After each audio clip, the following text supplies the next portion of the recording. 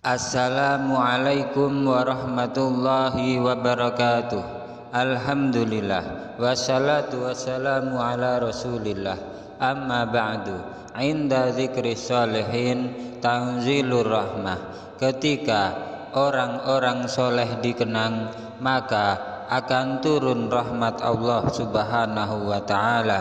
Semoga bersamaan dengan rahmat Allah ini hajat-hajat kita, doa-doa kita dikabulkan oleh Allah subhanahu wa ta'ala.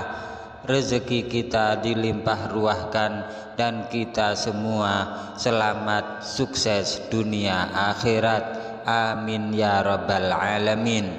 Alhamdulillah, channel cerita pesantren kali ini menceritakan tentang Kiai Hamid Pasuruan.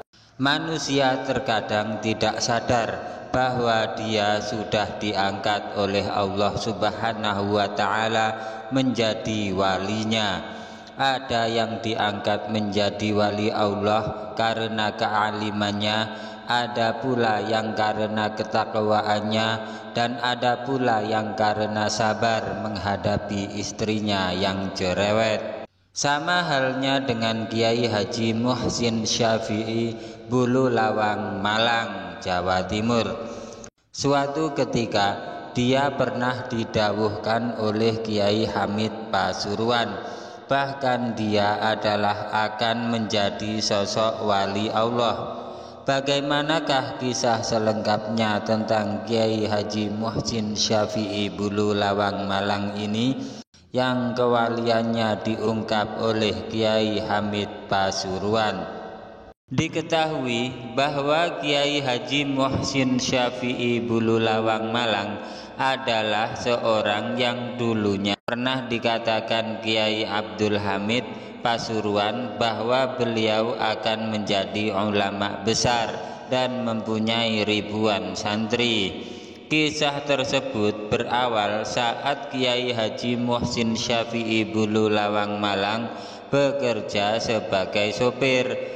Waktu itu Kiai Haji Muhsin Syafi'i sedang mengantar sawan juragannya ke dalam Kiai Hamid Pasuruan. Ketika Kiai Muhsin Syafi'i menunggu di luar, Kiai Hamid Pasuruan mengatakan ini kepada tamunya. Walinya nggak diajak masuk, kata Kiai Hamid Pasuruan. Diajak masuklah Kiai Haji Muhsin Syafi'i oleh juragannya.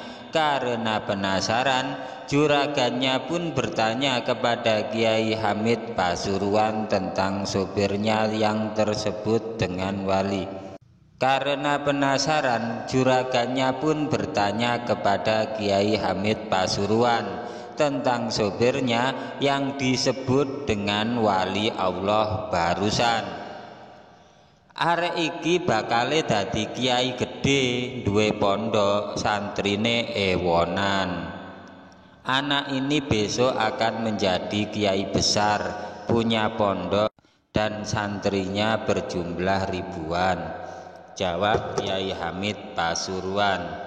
Diketahui pada waktu itu Kiai Haji Muhsin Syafi'i masih muda, namun Kiai Hamid Pasuruan sudah mengungkapkan kewalian yang dimiliki Kiai Haji Muhsin Syafi'i. Selain itu, Kiai Haji Muhsin Syafi'i juga sebagai penjual tempe. Jadi pekerjaannya waktu itu ada dua, yaitu sopir dan penjual tempe. Nama Kiai Haji Muhsin Syafi'i Bulu Lawang, Malang dikenal luas oleh masyarakat Malang dan sekitarnya setelah kewaliannya diungkap oleh Kiai Hamid Pasuruan.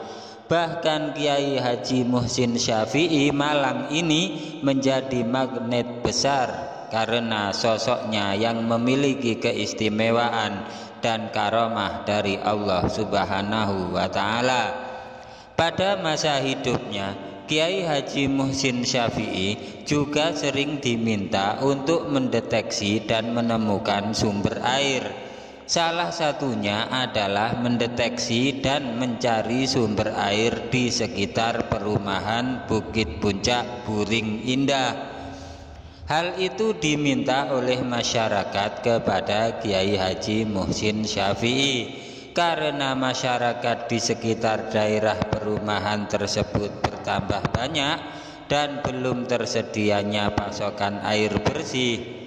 Kiai Haji Muhsin Syafi'i Malang bersedia, namun peneliti ahli geologi dan hidrologi mengatakan bahwa di sana tidak ada sumber air.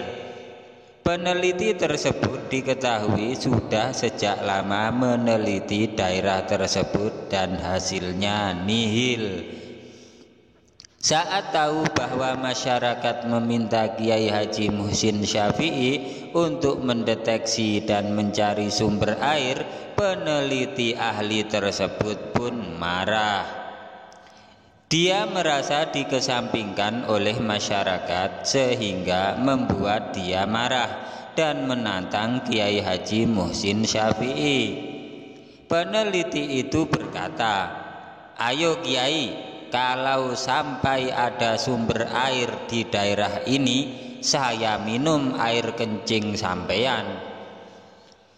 Subhanallah, atas berkat izin dan kuasa Allah Subhanahu wa ta'ala, Kiai Haji Muhsin Syafi'i Malang bisa mendeteksi dan mencari sumber air di daerah tersebut.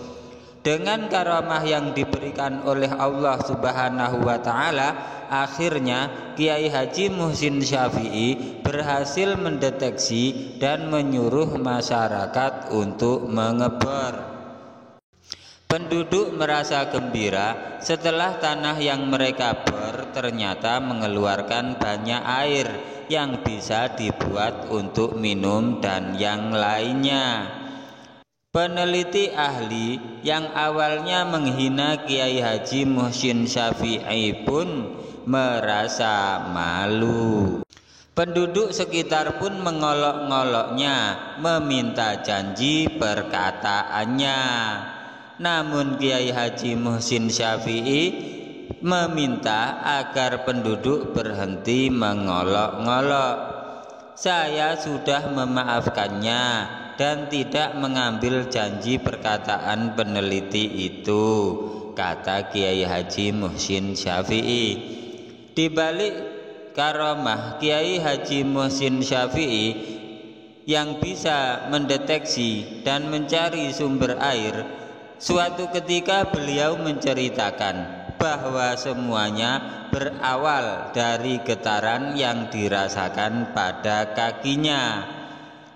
Saat ini makam Kiai Haji Muhsin Syafi'i yang terkenal sabar ini banyak dikunjungi peziarah di setiap malam Jumat, terlebih malam Jumat Manis di Pondok Pesantren Raudhatul Muhsinin Al-Maqbul Bululawang, Malang.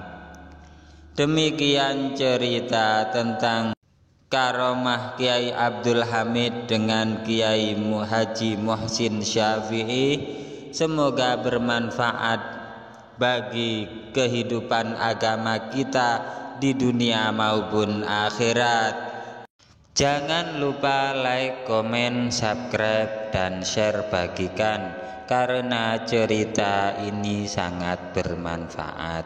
Wabillahi taufiq wal hidayah waridha wal inayah. Wassalamualaikum warahmatullahi wabarakatuh.